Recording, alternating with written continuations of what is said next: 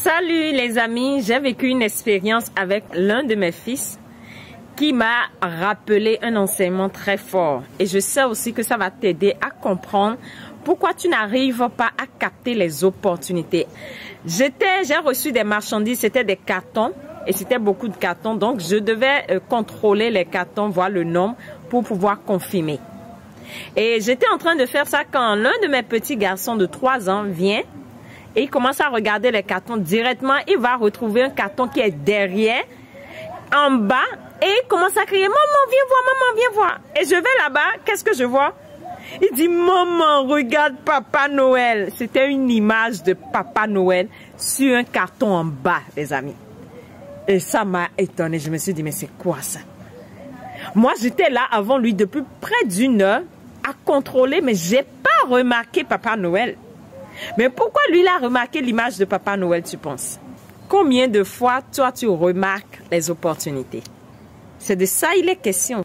Combien de fois, toi, tu remarques que oui, il y a encore de bonnes personnes dans le monde? Combien de fois, toi, tu remarques que oui, il y a encore des hommes sérieux?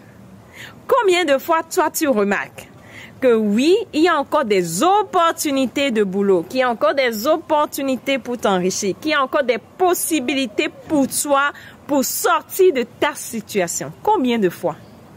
Tu vas me dire, oh, mais ce que tu dis là, c'est pas facile, hein? Toi, mais tu ne vois pas la réalité? C'est des problèmes. Les choses sont de plus en plus coincées.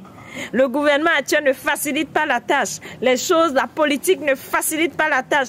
C'est telle chose qui ne va plus dans le pays. C'est ça, toi, tu remarques. Toi, tu remarques ce qui ne va pas. Toi, tu remarques combien de fois les hommes sont des chiens, qui sont infidèles. Toi, tu remarques combien de fois les choses sont compliquées. Toi, tu remarques combien de fois il est difficile pour trouver ce qu'il faut manger. C'est ce que toi, ton cerveau te pousse à remarquer. Et tu trouves même du plaisir à en parler. Tu trouves du plaisir à proclamer que oui, c'est la situation actuelle, c'est la réalité. De quelle réalité tu parles? De la réalité où toi, tu remarques les problèmes au même moment d'autres s'en sortent? C'est de cette réalité que tu parles? À un moment donné, on doit se poser les bonnes questions. Pourquoi moi, je ne remarque pas la beauté de la vie? Pourquoi moi, je ne remarque pas tout ce qui peut éveiller en moi la joie de vivre? Je vous ai dit tout à l'heure, quand il m'a appelé avec une excitation. Maman, maman, et moi j'ai couru pour voir, mais mon fils a quoi? Il dit, maman, regarde Papa Noël cadeau. Il a remarqué une chose qui lui a donné de la joie une fois dans sa vie. Il a remarqué une chose qui a éveillé en lui le plaisir de vivre, la joie de vivre. Tu vas me dire, c'est un enfant. Mais qu'est-ce qu'on nous rappelle?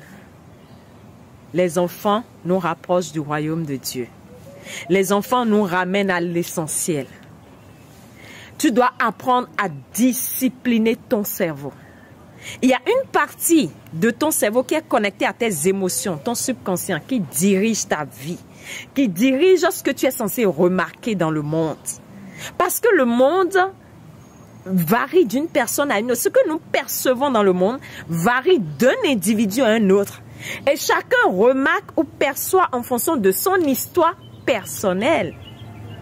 Alors, si vraiment tu veux que le monde te soit agréable,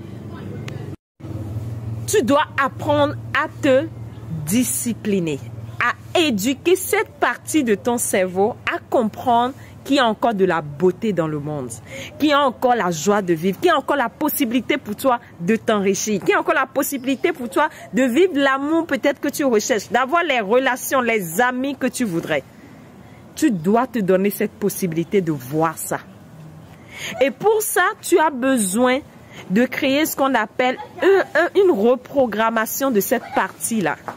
Et comment créer cette reprogrammation? C'est en activant à chaque fois les zones qui te rappellent combien de fois tu es béni d'avoir vécu telle ou telle expérience. D'autres vont parler de la gratitude.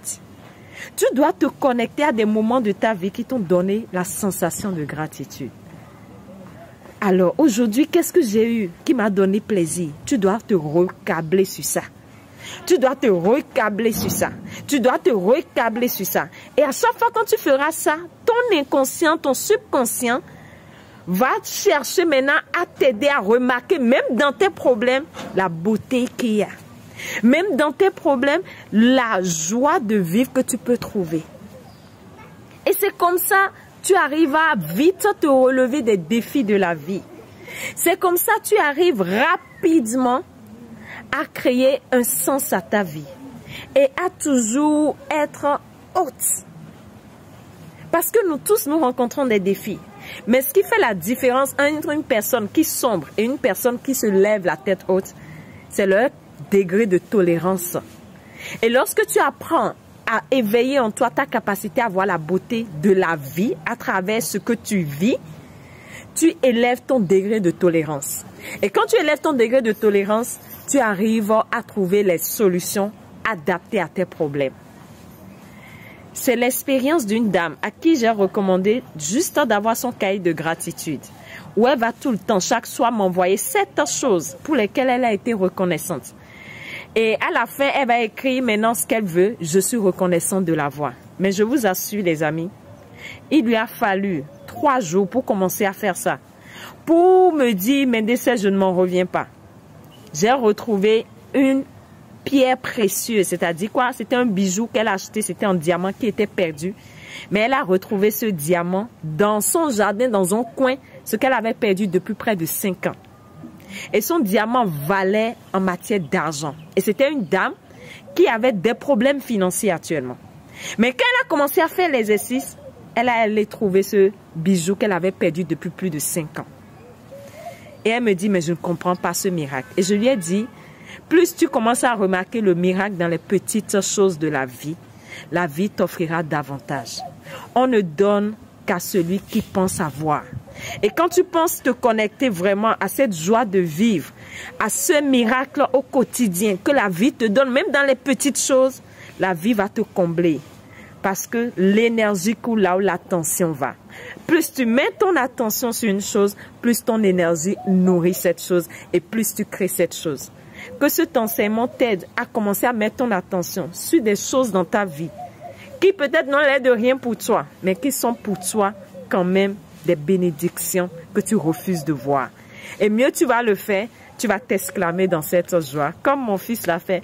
Maman, j'ai vu Papa Noël. Et il a commencé à sourire. Et c'est ce que ta vie sera au quotidien.